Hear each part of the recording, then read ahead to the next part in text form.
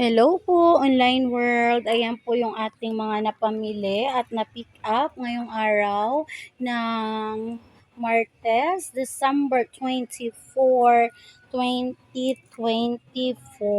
So, ito po, ang mga bakal po na ito, ang kilo po natin 10 pesos per kilo. Sa ating fire extinguisher, ayan, 10 pesos per kilo din po. Kabilang din po siya sa bakal. At ito po yung stand. Ayan. Bakal din po siya. 10 pesos per kilo po. So, ayan po ang ating mga napamili ngayong araw. Maraming salamat po sa pagbenta po sa amin. Highly appreciated po.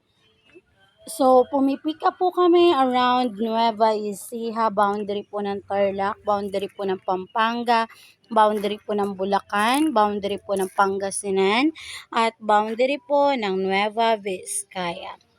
So, pag nagkasundo po tayo sa presyo, pipick upin din po namin kaagad. Ayan. So, halimbawa po, ang inyong location ay along the way sa aming pipick upan. Kahit wala pa po kayo sa minimum na pinipick up namin, pipick upin din po namin. So, ayun. So, kami po yung magsiset kung kailan po ang pick up. So, ayan si tatay mag-ano na po. Ibababa na po niya yung mga napamili po at isi-segregate. So, ayan. Malaking tulong po yung ating fire extinguisher kapag ka merong sunog. Ayan. So, last time, sa kanila din po kami nakabili ng fire extinguisher. Tapos, nung may sunog, ayun, nagamit po namin siya. Dahil ang bumbero po, parang sa TV lang, matagal po talaga silang dumating. So, maraming salamat po dahil sa ibinenta po nila fire extinguisher sa atin, ayun, agad pong naapula yung apoy. So, ayun, flex ko lang po. So, ayan, tingnan natin kung gaano kadami yung fire extinguisher na pick up ni tatay. So, 1, 2.